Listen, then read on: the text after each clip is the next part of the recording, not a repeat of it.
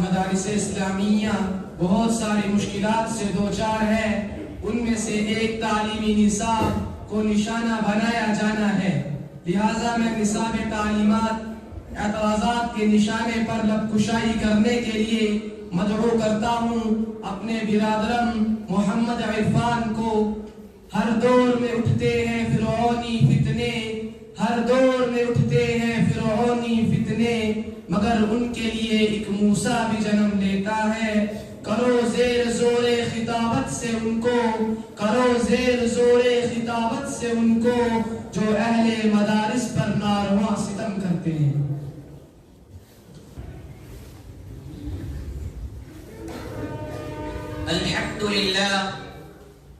الحمد لله رب العالمين والعاقبة للمتقين والصلاة والسلام على سيد الأنبياء والمرسلين وعلى آله وأصحابه أجمعين. أما بعد، فأعوذ بالله من الشيطان الرجيم. بسم الله الرحمن الرحيم. وعلم آدم الأسماء كلها ثم عرضهم على الملائكة فقال أنبئوني بأسماء هؤلاء إن كنتم صادقين. وقال تعالى: قل هل يستوي الذين يعلمون والذين لا يعلمون إنما يتذكر أولو الألباب. صدر محترم، اسٹیج پر جلوہ افروز اساتذہ کرام اور حاضرین مجلس، آج جس موضوع پر میں لب کشائی کی جرأت کر رہا ہوں اس کا تعلق ایک فرد یا ایک جماعت سے نہیں، ایک وقت کے لیے محدود نہیں، بلکہ پوری قوم و ملت سے ہے اور آنے والی نسلوں سے ہے. میرا مطلب نصاب مدارس کے اعتراضات کے نشانے پر ہے، کیونکہ تعلیم ہی وہ چیز ہے جو معاشرے کو تشکیل دیتی ہے، جو قوموں اور ملتوں کے رخ تک طے کرتی ہے کہ آنے والی نسل ان خیالات اور نظریات کو لے کر تشکیل پائے گی. ان کے نوجوانوں کے کیا خیالات ہوں گے، یہ تعلیم ہی طے کرتی ہے. سامعین، جب بھی ہم نصاب تعلیم پر گفتگو کرتی ہے تو بحیثیت مسلمان ہمارا فریضہ ہوتا ہے کہ ہم قرآن و حدیث کی طرف رخ کریں، قرآن و حدیث سے معلوم کریں کہ وہ کون سا علم ہے جو مسلمان کو سیکھنا چاہیے، وہ کون سا علم ہے جو مسلمان کو حاصل کرنا چاہیے، وہ کون سا علم ہے جو انسانیت کے لیے مفید ہے، وہ کون سا علم ہے جو انسانیت کے لیے غیر مفید ہے.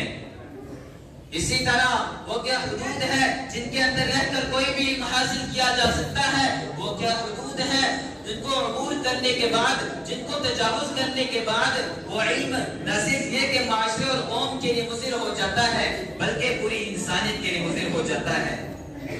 تو اس معنی بھی آج کا یہ موضوع بہت اہم اور بہت حساس ہے جس پر ہم گفتگو کرنے جا رہے ہیں.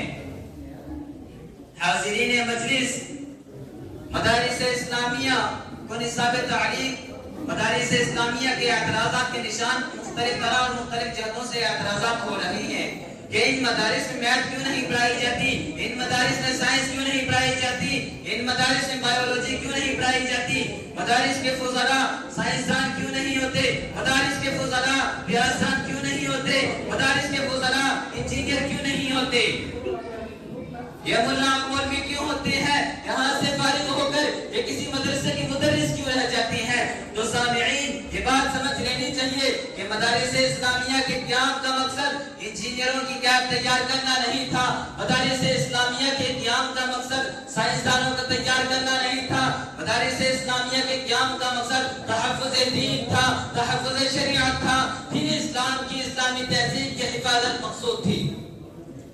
1866 میں جب مولانا قاسم نانوتوی رحمہ اللہ اور ان کے رفقا نے دارالعلوم دیوبند کی بنیاد ڈالی جو انار کے درخت کے نیچے تھی، تو ان کے ذہن میں، ان کے پیش نظر مدارس کی تعمیل ڈالنے کا مقصد صرف یہی تھا کہ دین اسلام کی حفاظت کی جائے اور دینی ورثے کو تحفظ فراہم کیا جائے.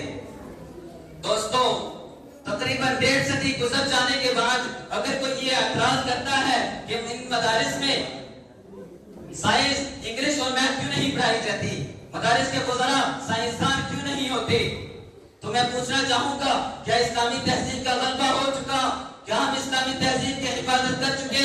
کیا دین اسلام بلندی اور رفعت پر پہنچ گیا؟ کیا اللہ کا کلمہ بلند ہو گیا؟ ظاہر ہے کہ ہر کوئی یہ کہے گا نہیں، بلکہ ابھی اور ضرورت ہے۔ تو پھر مدارس کے وزراء کو اپنا کام کیوں نہیں کرنے دیتے؟ مدارس اسلامیہ کی نصاب کو جو کا تو کیوں نہیں رہنے دیتے؟ یہ تو وہ لوگ ہیں جو اعتراض کرنے والے ہیں اور مخلص ہیں، جو اپنوں ہی میں سے ہیں، جن کے سوالات کے اندر اخلاص ہے، لیکن وہ لوگ جو بسے پتہ مدارس اسلامیہ کے مقصد کو نقصان پہنچانا چاہتے ہیں، مدارس اسلامیہ کے کار کو نقصان پہنچانا چاہتے ہیں، ان سے ہم سبھی کو محفوظ رہنا چاہیے اور ان کے اس دخل کو سمجھنا چاہیے۔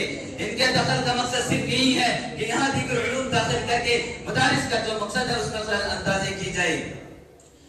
یہاں سے جو خالص اللہ کے نام لینے والے، خالص اللہ کے کلمے کو بلند کرنے والے، اس کے دین کی حفاظت کرنے والے جو فضلاء تیار ہوتے ہیں، ان کے بچارے یہاں سے بھی ڈاکٹر نکلے، یہاں سے بھی انجینئر نکلے، یہاں سے بھی سائنسدان نکلے، جن کی سوچ کا مبلغ، جن کی سوچ کا محور دنیا ہو، جو مٹی کے اندر غور کرتے ہیں، جو پانی کے اندر غور کرتے ہیں، جو مکھی اور اس کی پیٹ میں غور کرتے ہیں۔ اس لیے نہیں کہ ان میں غور کر کے خدا کی پہچان حاصل کی جائے، عبرت و نصیحت حاصل کی جائے، بلکہ اس لیے تاکہ نظام قدرت کو بدلا جائے اور خدا کے تکوینی نظام میں رکھنا اندازی کی جائے۔ تو ہمیں سمجھ لینا چاہیے کہ وہ لوگ ہیں جو کسی بھی طرح اسلام کی بلندی اور رفعت نہیں چاہتے۔ اسلام کو ایجوکیشن کا دشمن کہنے والوں سے میں پوچھنا چاہوں گا کہ القانون جو دین کی انسائکلوپیڈیا ہے کس نے تصنیف کیا ہے؟ کیا ابن رشید ہندی اور فارابی کے علوم تمہارے لیے سرمایہ نہیں ہے؟ کیا سائیکلوجی علماء تصوف کی دین نہیں ہے؟ کیا جغرافیہ جو ابن خلدون کی ایجاد کرتا ہے اس سے تم فرشہ چینی نہیں کرتے؟ قرآن پاک تو کہتا ہے ان فی خلق السماوات والارض واختلاف اللیل والنہار، کائنات کے ذرے ذرے میں اللہ کا جلوہ ہے، زمین میں اللہ کا جلوہ ہے، آسمان میں اللہ کا جلوہ ہے، پہاڑوں میں اللہ کا جلوہ ہے، بہتے سمندر میں اللہ کا جلوہ ہے، بارش کی بوندوں میں اللہ کا جلوہ ہے۔ یہ تعلیم قرآن پاک دیتا ہے جس کی روح سے کائنات کے ذرے ذرے کا مطالعہ کیا جا سکتا ہے۔ اس لیے میں دردمندانِ قوم سے کہنا چاہوں گا کہ ان مدارس کی ساتھ کو کمزور نہ ہونے دیں اور نہ کمزور ہونے والوں کا ساتھ دیں۔ انہیں حقیر سمجھ کر نہ گل کرو یارو، انہیں حقیر سمجھ کر نہ گل کرو یارو، یہی چراغ جلیں گے تو روشنی ہوگی۔ ملت اسلامیہ کے نوجوانوں، اس بدقضاء ہندی میں وحی الہی کی روشنی انہی مدارس کے طفیل ہے، قال اللہ و قال رسول کی صدائیں انہی مدارس کے طفیل ہے، مساجد کا تحفظ انہی مدارس سے ہے، مراکز کا تحفظ انہی مدارس سے ہے۔ مجھے کہنے دیجئے کہ میرا تیرا وجود انہی مدارس سے ہے، کیونکہ یہاں قرآن پڑھا اور پڑھایا جاتا ہے، یہاں حدیث پڑھی اور پڑھائی جاتی ہے، یہاں پڑھایا جاتا ہے کہ حضرت ابوبکر رضی اللہ تعالی عنہ کی زندگی ہمارے لیے ایک نمونہ ہے اور حضرت عمر رضی اللہ تعالی عنہ کی زندگی ہمارے لیے ایک آئیڈیل ہے۔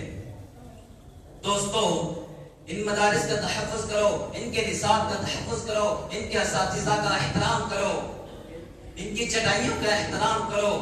میں اپنی تقریر کو اس شعر کے ساتھ ختم کرنا چاہتا ہوں۔ اسی دریا سے اٹھتی ہے وہ موج دھند جلابی، اسی دریا سے اٹھتی ہے وہ موج دھند جولابی، نہنگوں کے نشیمن جس سے ہوتے ہیں تہو بالا۔ واخر دعوانا الحمدللہ رب العالمین۔